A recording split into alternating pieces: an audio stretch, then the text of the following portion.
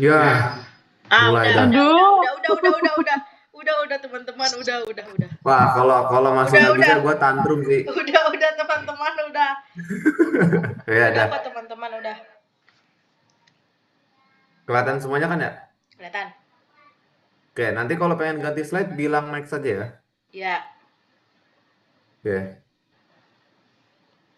Bismillahirrahmanirrahim. Assalamualaikum warahmatullahi wabarakatuh. Eh, Perkenalkan teman-teman, kami dari kelompok 1B dan kami ingin presentasikan PPT kami, yaitu mengeksplorasi teks akademik dalam genre makro. Ini adalah PPT ringkasan dari bab 1. Oke, berikutnya adalah anggota kelompok. Perkenalkan, nama saya Muhammad Sakif Harychandra dengan NIM 19076255124.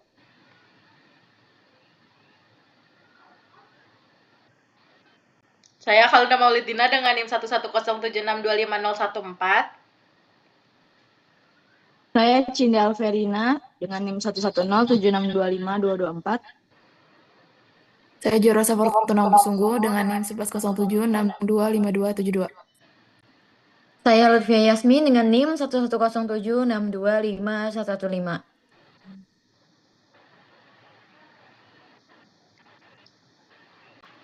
Ya baik, kita akan mulai dari pengertian teks akademik. Teks akademik adalah tulisan yang digunakan untuk menyampaikan ilmu pengetahuan secara ilmiah, sistematis, dan berdasarkan fakta yang dapat dipertanggungjawabkan. Teks ini disusun dengan teratur agar pembaca dapat memahami isi pembahasan dengan jelas dan juga mudah. Jadi yang membedakannya dari tulisan biasa adalah keharusan untuk berpijak pada fakta dan disusun secara sistematis. Boleh di next.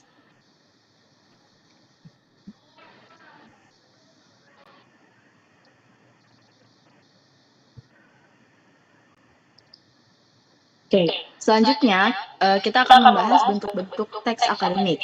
Jadi ada 5 bentuk yang umum dikenal. Yang pertama, artikel ilmiah yang digunakan untuk menyampaikan hasil kajian atau penelitian kepada pembaca secara luas. Yang kedua, proposal penelitian, yaitu rancangan atau rencana sebelum penelitian dilakukan. Yang ketiga ada laporan penelitian, yaitu dia itu menjelaskan proses, data, dan juga hasil penelitian. Dan yang keempat itu ada skripsi, tesis, dan disertasi, yaitu karya ilmiah yang disesuaikan dengan jenjang pendidikan tertentu. Dan yang kelima, buku ilmiah yang membahas suatu ilmu pengetahuan secara lebih mendalam dan juga sistematis. Boleh di next. Oke, mengapa teks akademik penting? Jadi ada beberapa alasan, yaitu teks akademik berfungsi sebagai sarana untuk menyebarkan dan mengembangkan ilmu pengetahuan. Selain itu, teks akademik membantu seseorang menyampaikan hasil pemikiran, pengamatan, dan penelitian secara lebih terarah. Teks akademik juga melatih cara berpikir logis, kritis, dan juga sistematis dalam menyusun pembahasan. Dan yang tak kalah penting itu teks akademik dapat membantu pembaca dalam memahami informasi ilmiah secara jelas karena isinya itu didukung oleh fakta dan juga data.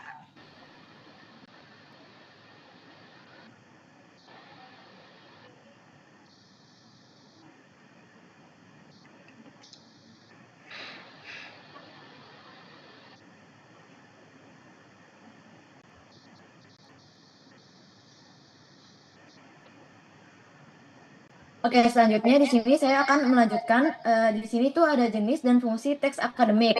Yang pertama, di sini ada proposal penelitian digunakan untuk menyusun rancangan penelitian sebelum penelitian dilaksanakan. Yang kedua itu laporan penelitian digunakan untuk menjelaskan hasil penelitian secara lengkap dan sistematis. Yang ketiga, di sini ada artikel ilmiah digunakan untuk menyampaikan hasil kajian atau penelitian kepada masyarakat luas. Yang keempat, skripsi, tesis, dan disertasi digunakan sebagai karya ilmiah sekaligus syarat akademik pada tingkat pendidikan tertentu. Next slide.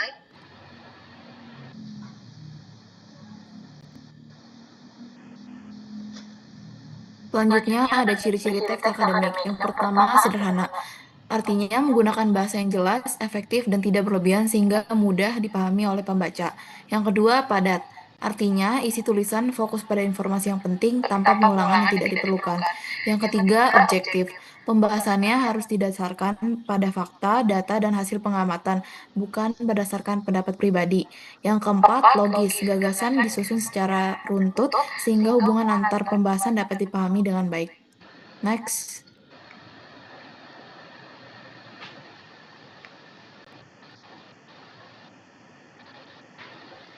Lalu ada penggunaan bahasa dalam teks akademik. Yang pertama, teks akademik menggunakan bahasa yang formal agar makna yang disampaikan tuh lebih jelas dan tidak menimbulkan kesalahpahaman.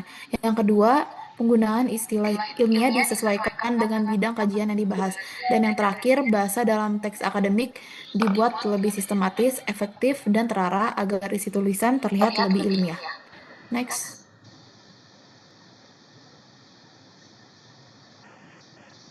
Selanjutnya ada nominalisasi. Nominalisasi ini adalah perubahan kata kerja menjadi kata benda untuk membuat bahasa lebih formal dan juga ilmiah. Nah, dalam penulisan akademik, nominalisasi ini sering banget dipakai untuk membuat kalimat lebih efektif, objektif, dan juga lebih mudah dipahami. Misalnya, kata meneliti itu diubah menjadi kata penelitian, dan juga kata menganalisis diubah menjadi kata analisis. Next.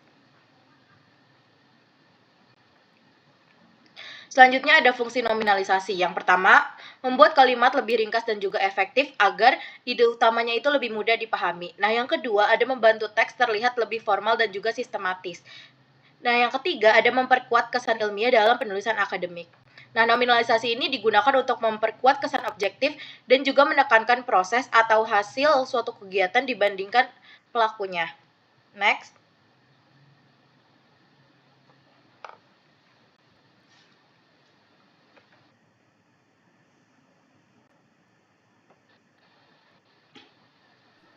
Baik, selanjutnya di sini tuh ada perbedaan teks akademik dan non akademik. Yang pertama di sini tuh ada teks akademik.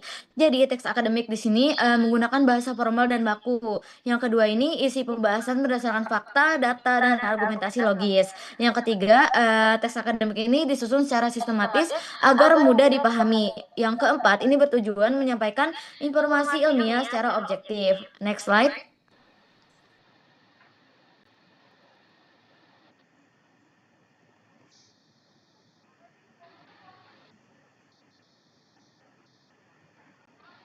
Baik, berikutnya adalah tujuan analisis teks akademik. 1. Membantu memahami cara penyusunan teks akademik dengan baik. Tujuan pertama adalah membantu kita memahami bagaimana struktur teks akademik dapat dibuat. Dalam teks akademik terdapat bagian-bagian tertentu secara runtut seperti pendahuluan, isi, dan penutup.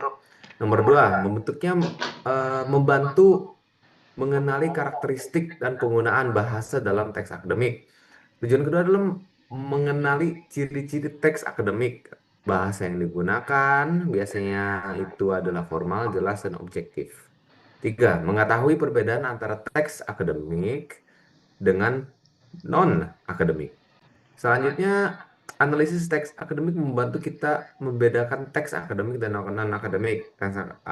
Teks akademik bersifat ilmiah dan berdasarkan fakta, sedangkan teks non-akademik lebih santai dan tidak terlalu mengikuti aturan ilmiah. Nomor 4, melatih kemampuan memahami serta menyusun karya ilmiah secara sistematis dan sesuai kaidah akademik. Tujuan terakhir adalah melatih kemampuan kita dalam memahami dan menyusun karya ilmiah. Dengan latihan analisis, kita dapat membuat tulisan yang lebih sistematis, rapih, dan sesuai dengan kaidah akademik.